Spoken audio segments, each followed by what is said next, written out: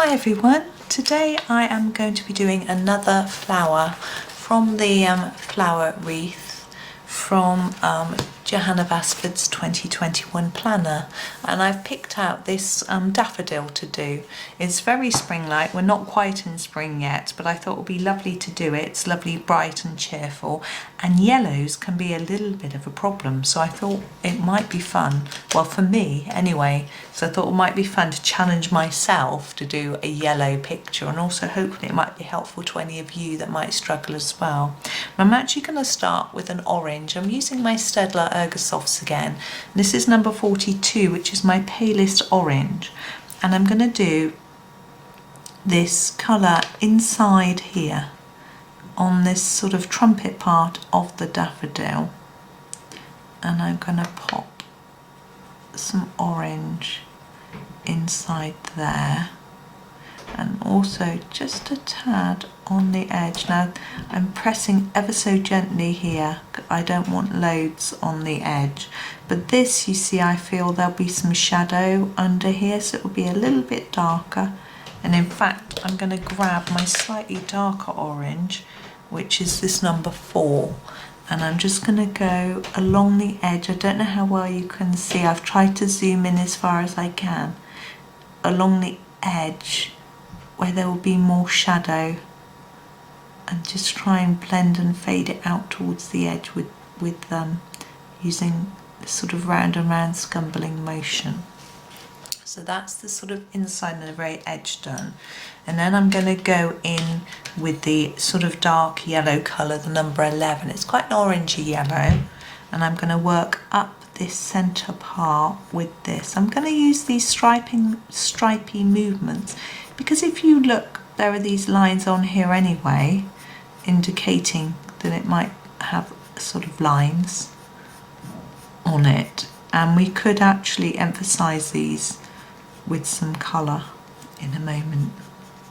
So I'm just taking that up to the middle, and I'm going to just do a slightly lighter bit just towards the middle with number 1, and just take it all the way up. This one I'm going to put a bit more pressure down and just sort of blend it and join it up together. Now I'm not sure if we can emphasise these lines. I'm going to take this darker orange, number 4, and use it very gently. And I'm thinking, I'm looking carefully, thinking which ones will be dipped in. I'm thinking that one, that there, down here and here, and then in there, and just putting a few lines in there and pushing them up like that. Now we have the outside petals.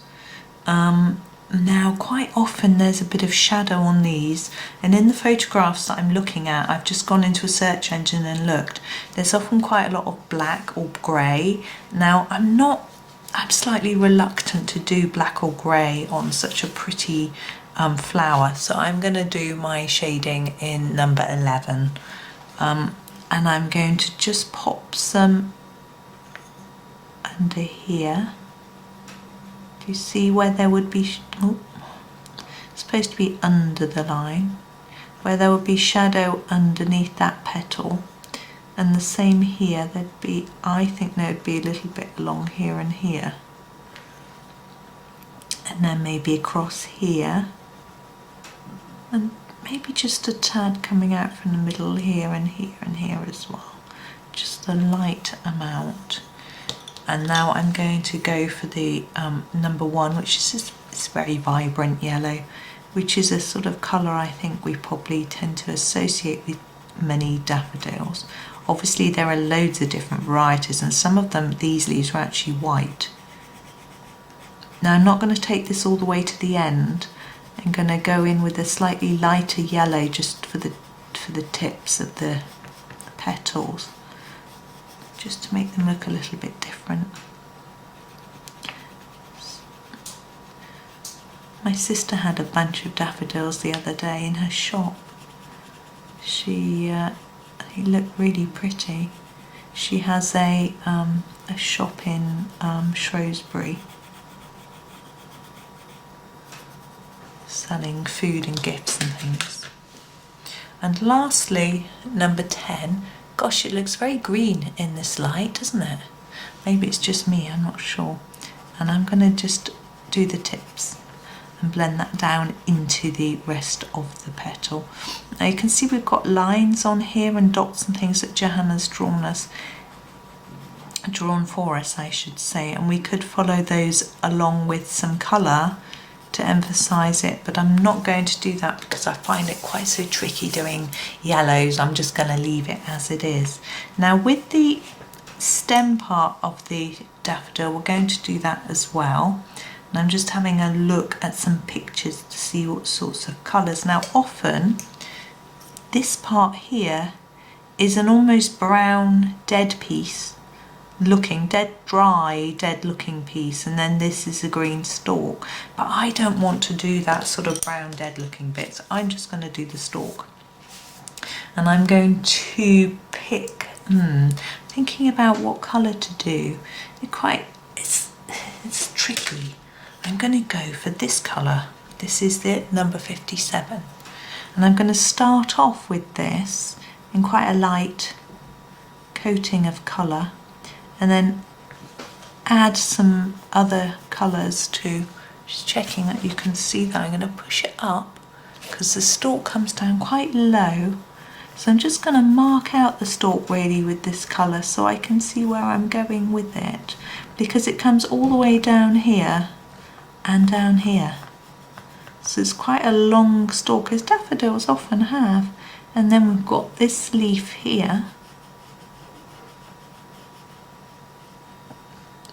and this little one, and I'm sure this leaf is part of it too. And then watch out we don't colour on top of the butterfly.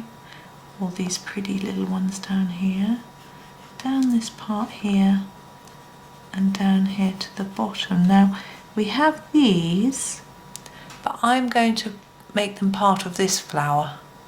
Okay, so I'm only gonna, because daffodil leaves tend to be quite long, probably longer than this one really. These are much more like it, so I'm just going to leave it there with those that I've chosen to be that colour. But we need to do some sort of shading in here because it's just one sort of tone at the minute, and I'm going to choose this number 52. The other darker Staedtler colours I feel are a little bit too bluey and for what I'm looking for.